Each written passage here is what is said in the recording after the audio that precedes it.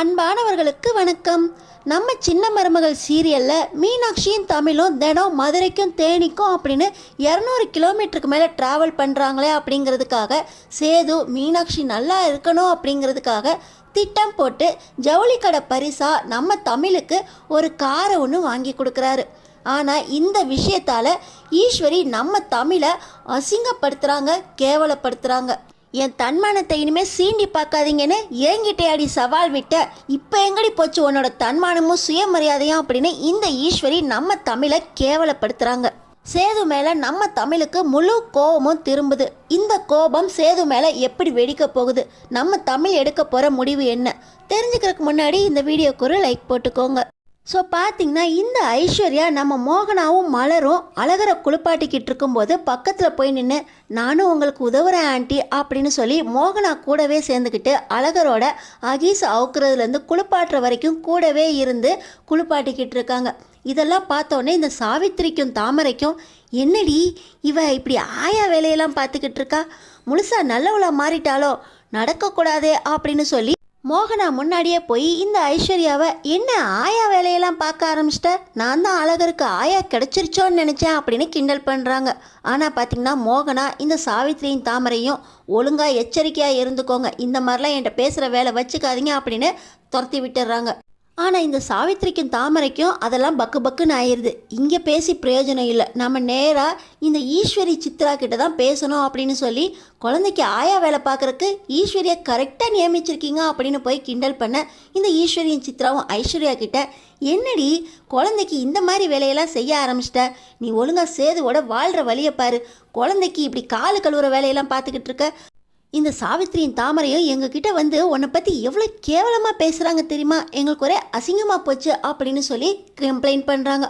உடனே இந்த ஐஸ்வர்யா இல்லை ஆண்டி, எனக்கு சின்ன வயசுலேருந்தே குழந்தைங்கன்னா ரொம்ப பிடிக்கும், அதுலேயும் இந்த அழகரும் மீனாட்சியும் க்யூட் பேபிஸ், என் சேது மாமாக்கும் குழந்தைங்கள பிடிக்கும், எனக்கும் குழந்தைங்கள பிடிக்கும், குழந்தைங்கள பார்த்துக்கிறது தப்பில்லையா ஆண்டி அப்படின்ட்டு போக இந்த ஈஸ்வரிக்கும் சித்ராவுக்கும் ஐஸ்வர்யா மேலே சந்தேகம் திரும்புது.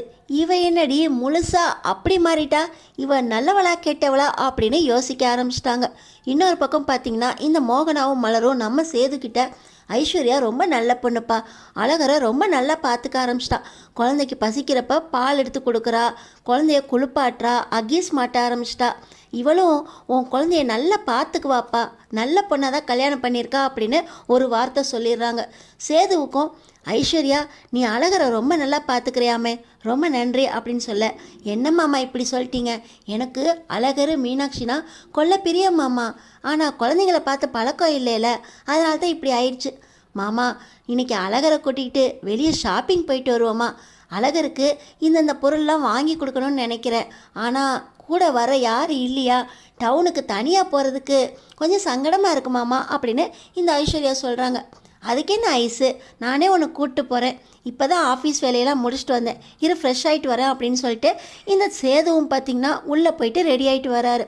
இப்போ இந்த சேது ஐஸு இந்த அழகர் 3 பேரும் பார்த்திங்கன்னா காரில் வெளியே போகிறாங்க. மாமா அன்னைக்கு இந்த ஜவுளி கடைக்கு தானே வந்து பிறந்த நாளைக்கு ட்ரெஸ் எடுக்க முடியாமல் வெளியே வாங்கிட்டு போனோம், இன்றைக்கி அழகருக்கு இதே ஜவுளி கடையில் ட்ரெஸ் எடுப்போமா அப்படின்னு சொல்லி இந்த ஐஸ்வர்யா அந்த கடைக்கு கூப்பிட்றாங்க. நம்ம சேதுவும் பார்த்திங்கன்னா அதே ஜவுளி கடைக்கு கூட்டிகிட்டு போக அந்த ஜவுளி கடையில் ஒரு பெரிய பேனரே வச்சுருக்காங்க.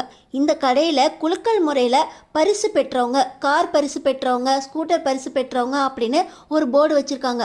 அதில் காரு நம்ம தமிழுக்கு விழுந்ததா போர்டு இருக்குது. இதை பார்த்தோன்னே மாமா தமிழோட ஃபோட்டோ இங்கே கடையில் மாட்டியிருக்கு, சொல்லவே இல்லையே மாமா, நான் பார்க்கணும் அப்படின்னு சொல்லி இந்த ஐஸு என்ன விளம்பரம்னு பார்க்கும்போது நம்ம தமிழுக்கு காரு குலுக்கல் முறையில் இந்த ஜவுளி கடையில் பரிசாக விழுந்திருக்கா அப்படின்னு அவங்க பேனரை வச்சுருக்காங்க. இதை பார்த்தோன்னே ஐஸு பரவாயில்ல மாமா, ரொம்ப லக்கி, ஒரு காரே இவங்களுக்கு பரிசாக விழுந்திருக்கு, எல்லாம் மீனாட்சியும் அழகரும் வந்த நேரம் அப்படின்னு சொல்லி இந்த ஐஸ்வர்யா நம்ம சேதுக்கிட்ட சொல்ல, சேது பார்த்திங்கன்னா அதெல்லாம் நம்மள்ட்ட கார் இருக்கே, அவங்கள்ட்ட கார் இல்லை, கார் விழுந்ததில் சந்தோஷப்பட்டிருப்பாங்க அப்படின்னு சொல்லிட்டு நிதானமாக உள்ளே போயிடுறாங்க. அங்கே போனோடனே அந்த ஜவுளி கடைக்காரர் பார்த்திங்கன்னா வாங்க தம்பி வாங்க, நீங்கள் சொன்ன மாதிரியே அந்த ஃபேமிலிக்கே நான் கார் பரிசாக கொடுத்துட்டேன், அந்த குடும்பத்தில் கார் விழுந்திருக்கு அப்படின்னு சொன்ன உடனே எல்லாரும் ரொம்ப சந்தோஷப்பட்டாங்க. உங்கள் அப்பத்தா கூட ரொம்ப சந்தோஷமாக எனக்கு நன்றியெல்லாம் சொல்லிட்டு போனாங்க. அவங்க ஃபேமிலியவே நான் பேனராக கடை முன்னாடி வச்சுருக்கேன் பார்த்தீங்களா அப்படின்னு சொல்லி கேட்குறாரு. உடனே சேதுவும், உங்களுக்கு தான் நான் ரொம்ப நன்றி சொல்லணும். நான் சொன்னபடியே நீங்கள் செஞ்சு இப்போ அந்த காரும் கொடுத்துட்டீங்க. ஆனாலும் உங்கள் கடை மூலமாக ஒருத்தருக்கு பரிசு குழுக்கள் விழணும்னு இருந்திருக்குமே, அந்த காரை என்ன பண்ணீங்க அப்படின்னு கேட்குறாரு. அதெல்லாம் ஒன்றும் இல்லை தம்பி, நாங்கள் அடுத்தாப்பில் மறுபடியும் 5000 ரூபாய்க்கு மேலே குழுக்கள் சீட்டு போட்டிருக்கோம். யாரெல்லாம் 5000 ரூபாய்க்கு மேலே ட்ரெஸ் எடுக்கிறாங்களோ அவங்களுக்கு இந்த மாதிரி கூப்பன் கொடுத்து அவங்களுக்கு பரிசு கொடுக்குறப்போ இந்த காரை பரிசாக கொடுக்கலான்னு முடிவு பண்ணியிருக்கோம் அப்படின்னு அந்த ஜவுளி கடைக்கார் சொல்கிறாரு. ரொம்ப சந்தோஷம். இந்த மாதிரி கூட ஆடியில் நீங்கள் ஜவுளி கடை விளம்பரம் பண்ணுறீங்களா? நாங்களும் துணி எடுக்க தான் வந்திருக்கோம், குழந்தைக்கு ட்ரெஸ் எடுக்கணும் அப்படின்னு சொல்லி இந்த ஐஸ்வர்யாவும் சேதுவும் குழந்தைங்க இருக்க டிபார்ட்மெண்ட்டுக்கு போகிறாங்க. இந்த ஐஸ்வர்யாவுக்கு பார்த்தீங்கன்னா ஒரே சந்தேகம் வந்துடுது. என்னம்மாம்மா சொல்கிறாங்க, நீங்கள் தான் கார் வாங்கி கொடுத்தீங்களா? என்னென்னமோ சொல்கிறாரு. குழுக்களில் விழுந்தப்ப அப்போ தமிழுக்கு அந்த கார் விழலையா? நீங்கள் தான் காரை கொடுத்து அதை தமிழுக்கு கொடுக்க சொன்னீங்களா அப்படின்னு ஐஸ்வர்யா கரெக்டாக கேட்க, அதெல்லாம் உனக்கு எதுக்கு? நீ ஜவுளி எடுக்கணுன்ட்டு வந்த, குழந்தைக்கு எதை எதை கொடுக்கணும்னு ஆசைப்படுறியோ அதை வாங்கி கொடு அப்படின்னு சொல்லி சேது உள்ளே கூட்டிகிட்டு போயிடுறாரு. ஆனால் ஐஸ்வர்யாவுக்கு இந்த சந்தேகம் பெருசாகவே இருக்குது.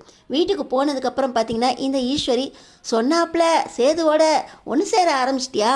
நீ இப்போ தான் சரியான ரூட்டில் போய்கிட்டு இருக்கா அப்படின்னு இந்த ஈஸ்வரியும் சித்ராவும் ஐஸ்வர்யா கிட்ட சொல்ல, ஆண்டி உங்களுக்கு ஒரு விஷயம் தெரியுமா? சேது தமிழுக்கு ஒரு கார் வாங்கி கொடுத்துருக்காரு. என்னடி சொல்கிற? சேது வாங்கி கொடுத்தா அந்த தமிழ் காரு தான் வந்துருச்சு அப்படின்னு வாங்கிக்குவான்னு நினைக்கிறியா? அதெல்லாம் அவள் அப்படிப்பட்டவ கிடையாது அப்படின்னு சொல்லி ஈஸ்வரி சொல்கிறாங்க. அதை தான் ஆண்டி, சேது மாமா நேரடியாக தமிழுக்கு கார் வாங்கி கொடுக்கல. ஜவுளி கடையில் 10,000 ரூபாய்க்கு மேலே துணி எடுத்தால் கார் பரிசு முதல் பரிசு அப்படின்னு அறிவிச்சிருக்காங்க. அந்த ஜவுளி கடை மூலமாக அவங்கள 10,000 ரூபாய்க்கு ஜவுளி எடுக்க வச்சு இவங்களே ஒரு காரை வாங்கி கொடுத்து அது தமிழுக்கு தான் குலுக்கல் முறையில் விழுந்துச்சா அப்படின்னு ஏமாற்றி சேது மாமா அந்த காரை தமிழுக்கு கொடுத்துருக்காரு. தமிழக்காவுக்கு சேது மாமா தான் வாங்கி கொடுத்தாருன்னு தெரியாது. ஜவுளி கடையில் 10,000 ரூபாய்க்கு துணி எடுத்திருக்காங்க. அந்த குலுக்கு சீட்டில் அவங்களுக்கு பரிசு விழுந்ததா நினச்சி அந்த காரை வாங்கிட்டு போயிருக்காங்க அப்படின்னு இந்த ஐஸ்வர்யா பார்த்தீங்கன்னா ஈஸ்வரி கிட்ட போய் சொல்லிடுறாங்க. ஈஸ்வரிக்கு பயங்கர கோவம். யார் சொத்தை யார் அனுபவிக்கிறது? இங்கேருந்து எல்லா சொத்தும் அவளுக்கு போயிடக்கூடாது தான் திட்டம் போட்டு சேதுவையும் தமிழையும் பிரித்து அந்த இடத்துல ஒன்றை உட்கார வச்சேன். இப்போ அதே மாதிரி நம்ம வீட்டு சொத்து அந்த வீட்டுக்கு போய்கிட்டு இருக்கு. இது சும்மா விட மாட்டேன் அப்படின்னு இந்த ஈஸ்வரி பயங்கர கோவத்தில் இருக்காங்க. எப்படியாவது தமிழ்கிட்டேருந்து அந்த காரை நம்ம வீட்டு முன்னாடி வந்து நிறுத்தணும், அவள் எப்படி நம்ம வீட்டு சொத்தை அனுபவிக்கலாம் அப்படின்னு பயங்கர கோவத்தோட காரை கொண்டு வர்றதுக்கு திட்டம் போட்டுக்கிட்டு இருக்காங்க. அன்னைக்கு பார்த்தீங்கன்னா சனிக்கிழமை. அழகரை நம்ம தமிழ்கிட்ட கொடுத்துட்டு மீனாட்சியை வாங்கிட்டு வரணும் அப்படிங்கிறதுக்காக சேது, ராஜாங்கம், மோகனா, மலர், கருப்பண்ணா அப்படின்னு எல்லாருமே கிளம்பிக்கிட்டு இருக்காங்க. இந்த நேரத்தில் மாமா நானும் வரேன் மாமா, நானும் அழகரை கொடுத்துட்டு மீனாட்சியை வாங்குறப்போ சும்மா துணைக்கி 2 குழந்தையும் பார்க்கணுமாம்மா, 2 குழந்தையும் சேர்த்து வச்சு பார்க்கணும் அப்படின்னு சொல்லி ஐஸ்வர்யா ஒரு அனத்தல் போட, சரி வா அப்படின்னு சொல்லி சேதுவும் ஐஸ்வர்யாவை கூட்டிகிட்டு போகிறாரு. ஐஸ்வர்யா போகும்போது இந்த ஈஸ்வரியும் சித்ராவும் வீட்டில் நாங்கள் மட்டும் என்ன பண்ண போகிறோம், அந்த இடத்துக்கு வந்துட்டு போனால் கொஞ்சம் நேரம் பொழுது போகும், நாங்களும் வரோம் அப்படின்னு சொல்லி இந்த ஈஸ்வரியும் சித்ராவும் தொத்திக்கிறாங்க. பார்த்திங்கன்னா இப்போ எல்லாருமே மதுரைக்கு போய் அந்த பஞ்சாயத்து முன்னாடி குழந்தைய மாற்றுறதுக்காக போகிறாங்க. இன்னொரு பக்கம் பார்த்திங்கன்னா நம்ம தமிழ் குடும்பத்தில் பரிசாக நம்மளுக்கு கார் விழுந்திருக்கு. ஆனால் நம்ம குடும்பத்தில் யாருக்குமே கார் ஓட்ட தெரியாதே அப்படின்னு சொல்ல நம்ம தமிழ் பார்த்திங்கன்னா இந்த கார் ஓட்டுறதுக்காக நான் டிரைவிங் கிளாஸ் நாளையிலேருந்து போகிறேன் அப்படின்னு சொல்லி நம்ம தமிழ் ரொம்ப சந்தோஷமாக கார் எப்படி ஓட்டுறதா அப்படின்னு கற்றுக்கிட்டு இருக்காங்க. இப்போ கார் ஓட்டிக்கிட்டு வந்து நம்ம தமிழ் அந்த குழந்தைய மாற்றுறதுக்காக அதே கார்லேருந்து வந்து இறங்க ஈஸ்வரிக்கு வயிறெல்லாம் எரியுது. இந்த கார் தான் உனக்கு சேது பரிசாக கொடுத்தானா? கொடுக்குறவன் சும்மா சாதாரணமாக கார் கொடுக்க மாட்டேங்கிறான், உனக்கு 20 லட்சம் ரூபாய் கார் கேட்குதாடி அப்படின்னு இந்த ஈஸ்வரி வயிறெல்லாம் எரிச்சலோட நம்ம தமிழ் பக்கத்தில் வராங்க. அர்ப்பனுக்கு வாழ்வு வந்தால் அர்த்தராத்திரியில் கொடை பிடிப்பான் அப்படிங்கிறது சரியாக தான் இருக்குடி. ஏதோ ஓசியில் வந்த காரு அப்படின்னு சொல்லி அதை சும்மா நிறுத்தி வைக்காமல் அதை ஓட்ட வேற பழகிக்கிட்டு எங்கள் முன்னாடியே வந்து பந்தா காட்டிக்கிட்டு இருக்கியா அப்படின்னு இந்த ஈஸ்வரி கேட்குறாங்க. எங்களுக்கு இது ஒன்றும் ஓசியில் வரல, எங்கள் மீனாட்சியோட அதிர்ஷ்டத்தால் வந்திருக்கு, எங்கள் வீட்டு அதிர்ஷ்ட தேவதை மீனாட்சி அப்படின்னு நம்ம தமிழ் சொல்கிறாங்க. யாருடைய அதிர்ஷ்ட தேவதை? இந்த மீனாட்சியால் குழந்தை கார் வந்துச்சு அப்படின்னு சொன்னது சரிதான், ஆனால் மீனாட்சியோட அதிர்ஷ்டத்தால் இந்த கார் வரல, மீனாட்சியை நீ வச்சுக்கிட்டு இருக்கிய, அதனால மீனாட்சி கவலைப்படுவாளே அப்படின்னு எங்கள் சேது தான் இந்த காரை வாங்கி கொடுத்துருக்கான் அப்படின்னு ஈஸ்வரி சொல்கிறாங்க. நம்ம தமிழுக்கு பயங்கர கோபம் வந்துடுது. அவர் வாங்கி கொடுத்து நான் எதுக்கு இந்த காரை ஓட்டணும்? இது எங்களோட ஜவுளி கடை பரிசு வந்துச்சு. குலுக்கல் சீட்டில் அந்த ஜவுளி கடையில் 10,000 ரூபாய்க்கு எடுத்தோம்னா அவங்களே குலுக்கல் போட்டு எங்கள் மீனாட்சி பேரில் இந்த கார் வந்துச்சு அப்படின்னு நம்ம தமிழ் சொல்கிறாங்க. கேட்குறவன் கேனைனா இருந்தால் கேப்பையிலேயே நெய் வடியுமா, அது மாதிரி தாண்டி இருக்குது நீ சொல்கிறது. 10,000 ரூபாய்க்கு ஜவுளி எடுத்தால் 20 லட்ச ரூபாய் காரு எவண்டி கொடுப்பான்? அந்த கடையில் ஏதோ கார் பரிசு கொடுக்குறாங்க அப்படின்னா அவன் கொடுப்பான் 1 லட்ச ரூபாய்க்கு 2 லட்ச ரூபாய்க்கு, அதை அடுத்தவங்க ஜவுளி வாங்குறதுல கழிச்சுக்குவான். ஆனால் 20 லட்ச ரூபாய் கார் கொடுக்கறதுலே நீ யோசிச்சிருக்கணும்ல. எந்த ஜவுளி கடைக்காரன் பரிசு காரா 20 லட்ச ரூபாய் காரை கொடுப்பான்? இது சேது வாங்கி கொடுத்து தன்னோட குழந்தை மீனாட்சி கஷ்டப்படக்கூடாது, தினம் ட்ராவல் பண்ணுறது பஸ்ஸுலேயும் ஆட்டோலையும் போகக்கூடாது அப்படிங்கிறதுக்காக உனக்காக கார் வாங்கி கொடுத்தது. ஆனால் அந்த காரை ஜவுளி கடைக்காரன் பெருமையை வாங்கிட்டு போயிடுவானா? இந்த கார் சேது தான் வாங்கி கொடுத்தது. ஆனால் நான் வாங்கி கொடுத்தா இவ ஏற்றுக்க மாட்டா அப்படின்னு ஜவுளி கடையில் 10,000 ரூபாய்க்கு துணியை வாங்க வச்சு அங்கே போட்ட குழுக்களில் தான் உனக்கு காரை விழுந்ததா இந்த சேது திட்டம் போட்டு அந்த காரை உனக்கு கொடுத்துருக்கான் அப்படின்னு இந்த ஈஸ்வரி எல்லா உண்மையும் நம்ம தமிழ்கிட்ட புட்டு புட்டு வச்சிடுறாங்க. இதை கேட்ட உடனே நம்ம தமிழுக்கு அதிர்ச்சி தாங்க முடியல. பக்கத்தில் இருந்தால் அப்பத்தா உனக்கு ஏண்டி இந்த வேலை அப்படின்னு ஈஸ்வரியை கை ஓங்கிட்டு வராங்க. ஓ, உங்களுக்கு இந்த விஷயம் தெரியுமா அப்பத்தா? நான் தெரியாதுன்னு சொன்னேன், சாரி அப்பத்தா அப்படின்னு இந்த ஈஸ்வரி சொல்ல, எல்லாம் தெரிஞ்சுக்கிட்டே தாண்டி இந்த நாடகம் போட்டுக்கிட்டு இருக்கீங்க, இதுக்கு தான் அங்கேருந்து கிளம்பி வந்தீங்களா அப்படின்னு இந்த ஈஸ்வரியை நம்ம அப்பத்தா அடிக்க கைவோங்க. பக்கத்தில் இருக்க ஐஸ்வர்யா, ஆண்டி என்ன வேலை பார்த்துட்டீங்க? சேது மாமா அவர் குழந்தை நல்லா இருக்கணுங்கிறதுக்காக இப்படி திட்டம் போட்டு ஒரு காரை வாங்கி கொடுத்தாரு, அதை போய் யார்கிட்ட சொல்லக்கூடாதோ அவங்கள்ட்டே சொல்லிட்டீங்களே, இது நல்லா இல்லை ஆண்டி அப்படின்னு ஐஸ்வர்யா சொல்கிறாங்க. உடனே இந்த ஈஸ்வரி, எல்லாம் ஒன்று கூடிக்கிட்டீங்களா? ஆனால் நீ இப்படி பண்ணுவேன்னு நினைக்கல ஐஸ்வர்யா. ஆனால் ஐஸ்வர்யா, நீ கூட குழந்தைய பார்த்துக்க ஆரம்பிச்சிட்ட, நீயும் ஒரு ஆயாவா மாறிட்டியா அப்படின்னு இந்த ஈஸ்வரி கேட்க, வந்த வேலையை மட்டும் பார்த்துட்டு போங்க ஆண்டி அப்படின்னு இந்த ஐஸ்வர்யா இந்த ஈஸ்வரியை எச்சரிக்க, இருக்கட்டும்டி உன்னை நான் அப்புறம் பார்த்துக்கிறேன், வரேன் தமிழ், இப்படி ஓசியில் ரொம்ப குதிக்காத, ஏதோ வசதியாக ஓசியில் வாழ்வு கிடச்சிருச்சு அதுக்காக இப்படியெல்லாம் ஆட்டம் போடக்கூடாது, காரெல்லாம் ஓட்ட கற்றுக்கிட்ட போல அப்படின்னு இந்த ஈஸ்வரி நம்ம தமிழை நக்கல் அடிக்க, நம்ம தமிழ் அப்படியே சிலை போல நிற்கிறாங்க. எல்லாத்துக்கும் காரணம் இந்த சேது தான். நம்ம துணி எடுக்க போனப்பயே அங்கே சேதுவையும் கருப்பையும் பார்த்த மாதிரி இருந்துச்சு. ஏதோ ஒரு நினப்பில் துணியை வாங்கிட்டு நம்ம கிளம்பி வந்துட்டோம். நம்மளுக்கு பரிசு விழுந்திருக்கா அப்படின்னு கடையிலேருந்து ஜவுளி கடையிலேருந்து கால் வந்தப்பயே நம்ம அங்கே போய் பார்த்து காரை வாங்கிட்டு வர்றப்பையும் அங்கே சேது நின்ன மாதிரி இருந்துச்சு. நான் ஏன் இதை கவனிக்காமல் விட்டேன்? எல்லாமே திட்டம் போட்டு என்னை அசிங்கப்படுத்துறீங்களா அப்படின்னு நம்ம தமிழுக்கு மனசு ஃபுல்லாக ஒரே எண்ணமாக இருக்குது. நம்ம தமிழ் கோபத்தை அடக்க முடியாமல் நேராக நம்ம சேதுக்கிட்டே போகிறாங்க. ஆனால் நம்ம சேது குழந்தைய தான் கொஞ்சிக்கிட்டு இருக்காரு. இங்கே நடந்த எதையுமே அவர் கவனிக்கல.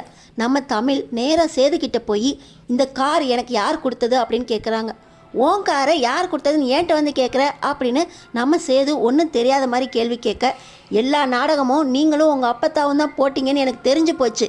எங்களுக்கு குலுக்கல் முறையில் பரிசு விழுந்ததா சொல்லி இந்த காரை எங்கள் தலையில் கட்ட பார்த்துட்டீங்கல்ல, நாங்களும் ஏமாந்து போய் பரிசாக தான் இந்த கார் விழுந்துருச்சா அப்படின்னு அந்த கார் மேலே ரொம்ப ஆசை வச்சிட்டோம். ஆனால் இதை நான் சும்மா விட மாட்டேன். எப்பவும் என்னோட தன்மானத்தோடையும் சுயமரியாதையும் விளையாடுறதே உங்களுக்கு வேலையாக போச்சுல்ல. என்னை அசிங்கப்படுத்தி பார்க்கறதுக்காகவே இந்த காரை நீங்கள் எனக்கு பரிசு விழுந்திருக்குன்னு சொல்லி ஏமாத்துறீங்களா அப்படின்னு நம்ம சேது கிட்ட தமிழ் போய் கேட்குறாங்க. ஆனால் சேது, அப்படிலாம் ஒன்றும் இல்லை தமிழ், நீ தினமும் உன்னோட காலேஜுக்கு குழந்தைய தூக்கிட்டு போகிற, அப்பத்தாவும் வராங்க, வயசானவங்களும் குழந்தையும் எதுக்கு இந்த வெயிலில் ஆட்டோலையும் பஸ்ஸுலையும் ஏறி இறங்கணும்? கார் கொடுக்கலான்னு நினச்சேன், ஆனால் அந்த காரை நான் கொடுத்தா நீ ஏற்றுக்க மாட்டேன். எதுக்கு மீனாட்சி கஷ்டப்படணும்? அவள் நம்ம குழந்தை தானே, அதுக்காக தான் இந்த காரு உனக்கு கொடுக்கணுன்ட்டு அப்படின்னு சொல்லி நம்ம சேது இழுக்க, இதை நீங்கள் அப்பயே சொல்லியிருந்தா இந்த காரை நான் ஏற்றுக்கிட்டு இருந்திருக்கவே மாட்டேன். எதுக்காக இப்படி நாடகம் போட்டிங்க? அப்போத்தான் நீங்கள் கூட என்னை ஏமாற்றிட்டீங்கல்ல, எங்கள் வசதிக்கு ஏற்றாப்புல வாழறேன்னு சொல்லி தானே எங்கள் வீட்டுக்கு வந்தீங்க, இப்போ எதுக்கு உங்களுக்கு காரெல்லாம் அப்படின்னு சொல்லி நம்ம தமிழ் அப்பத்தாக்கிட்டையும் கோவப்பட, ஏண்டி கோவப்படுற, அவன் பொண்ணுக்கு அவன் வாங்கி கொடுக்க நினச்சிருக்கான் அப்படின்னு சொல்லி அப்பத்தா சொல்கிறாங்க. அவங்க பொண்ணு தான் அவங்க வாங்கி கொடுக்கணும்னு நினச்சா அவங்க வீட்டிலே வச்சு அவங்க குழந்தைக்கு வாங்கி கொடுத்துக்கட்டும். ஆனால் என் பிள்ளை என் வீட்டில் இருக்கும்போது என்னோடய வசதிக்கு தான் வாழணும், என் குழந்தைய எப்படி வளர்க்கணும்னு எனக்கு தெரியும். இந்த காரும் வேண்டாம் ஒன்றும் வேண்டாம், நீங்களும் உங்கள் பேரனோட சேர்ந்துக்கிட்டு தானே நாடகம் ஆடினீங்க, உங்களுக்கு நான் முக்கியமாக இல்லை. உங்களை ஏமாற்றி இந்த அளவுக்கு உங்களை வீட்டை விட்டு விரட்டினா உங்கள் பேரன் தானே முக்கியமாக தெரிகிறாரு, அவர் கூடயே வீட்டுக்கு போங்க.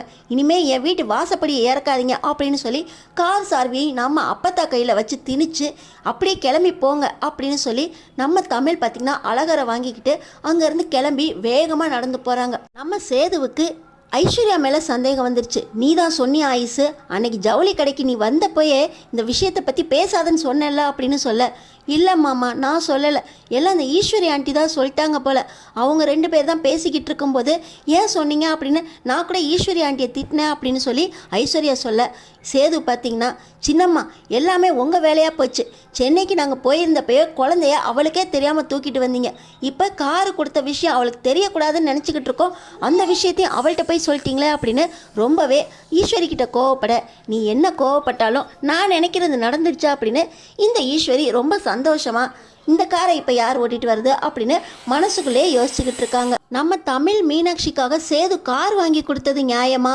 இல்லை நம்ம தமிழ் கோவப்பட்டது நியாயமா? கமெண்ட் பாக்ஸில் கமெண்ட் பண்ணிவிட்டு நம்ம சேனலை சப்ஸ்கிரைப் பண்ணி அடுத்தடுத்து என்ன நடக்க போகுதுன்னு பாருங்கள்.